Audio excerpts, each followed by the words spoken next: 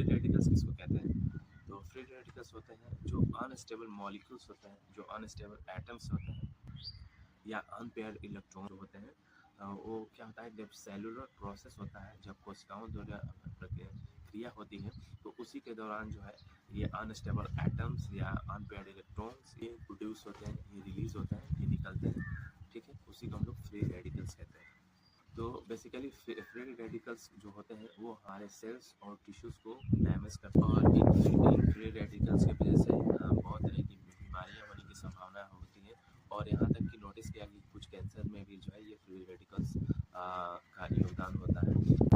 तो free radicals जो होते हैं वो अनपेयर्ड इलेक्ट्रॉन्स होते हैं।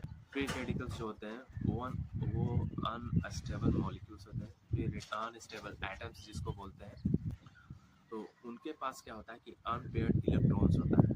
जो फ्री रेडिकल्स होते हैं उनके पास क्या होता है कि वो अनपेयर्ड इलेक्ट्रॉन्स होता है। जो अनपेयर्ड इलेक्ट्रॉन होता है उनके आउटर शेल में, वो क्या करता है कि उन्हें लगातार हाईली रिएक्टिव और अनस्टेबल बनाए रखता है। तो ये नेचुरली इनका ओरिजिन होता है जब सेलुलर प्रोसेस होता है, जब मेटाबॉलिज्म जो है भोजन से एनर्जी में जो कन्वर्ट करने की प्रक्रिया होती है, उसी दौरान जो है अनस्टेबल मॉलिक्यूल्स जो होते हैं या जो फ्री रेडिकल्स होते हैं निकलते हैं। ठीक है, तो ये एक नेचुरल प्रोसेस है, एक सेलुलर प्रोसेस के दौरान निकलते हैं।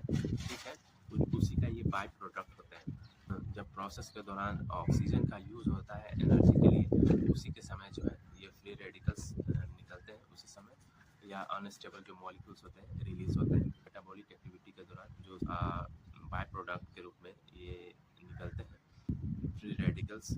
तो इसका सोर्स क्या है?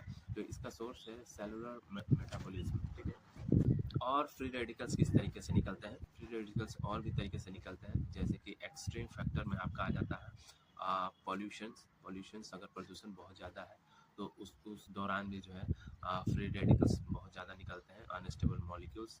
उसके साथ साथ जो यूवी रेडिएशन जो सन से निकलता है, अल्ट्रावायलेट रेडिएशन, उस दौरान भी जो है फ्री रेडिकल्स बॉडी में बहुत ज़्यादा, सेल्स में बहुत ज़्यादा निकलते हैं। स्मोकिंग जो है, अगर स्मोकिंग बहुत ज़्यादा अगर कर रहे हैं, सिगरेट वगैरह बहुत ज़्यादा यूज़ कर रहे हैं, या किसी तरह से एडिक्टेड हैं आप, तो उस दौरान भी जो है फ्री रेडिकल्स जो है, अनस्टेबल मॉलिक्यूल जो है बहुत ज़्यादा निकलते हैं। तो फ्री रेडिकल्स हमारे शरीर पे किस तरीके का प्रभाव डालते हैं? तो सबसे पहले तो ये फ्री रेडिकल्स जो होते हैं वो हमारे सेल्स को डैमेज करने का काम करते हैं, हमारे टिश्यूज़ को डैमेज करने का काम करते हैं। और ये करते क्या है कि हमारे शरीर में जो लिपिड्स होता है, जो फैट्स होता है, प्रोटीन होता है या डीएनए जो होता है, ये उसको पोटेंशियली डिस्टरप्टिंग करते हैं, डैमेज करने का काम करते हैं ड्यूरिंग सेलुलर फंक्शंस।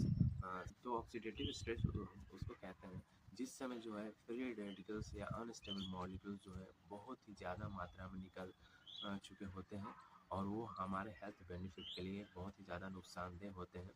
तो उस प्रक्रिया को हम लोग ऑक्सीडेटिव स्ट्रेस कहते हैं। तो पोटेंशियल रोल इन डिजीज कहने का मतलब ये होता है कि जो हमारे अंदर जो फ्री रेडिकल्स होते हैं, ये बहुत तरीके की बीमारियां तो हमारे अंदर पैदा करते हैं, क्योंकि ये हाईली रिएक्टिव होते हैं, और इनका जो आउटर जो शेल होता है, अनस्टेबल इलेक्ट्रॉन्स होते हैं।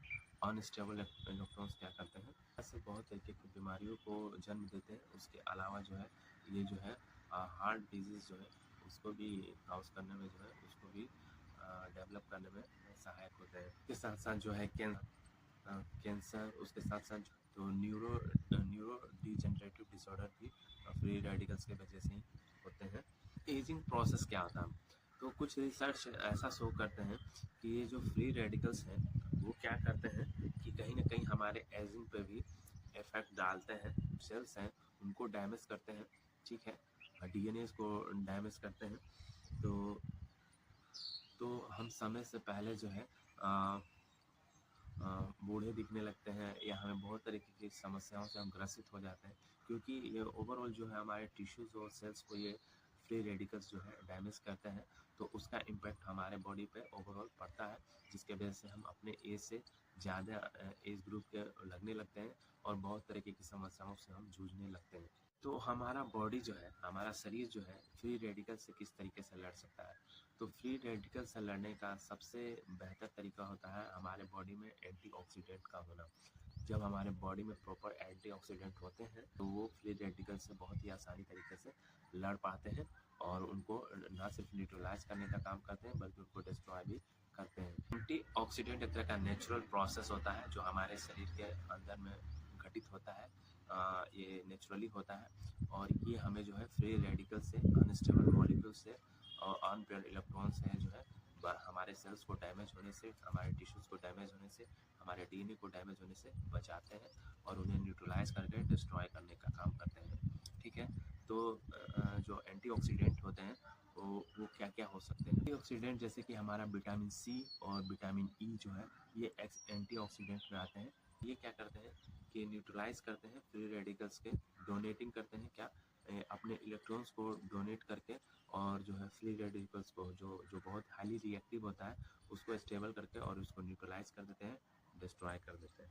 तो एंजाइम्स जो होते हैं वो डिटॉक्सिफिकेशंस करते हैं फ्री रेडिकल्स का और ऑक्सीडेटिव स्ट्रेस को प्रिवेंट करने का काम करते हैं एंजाइम्स। ठीक है, एंजाइम्स जो होते हैं वो बहुत ही महत्वपूर्ण, बहुत ही क्रूशियल रोल प्ले करते हैं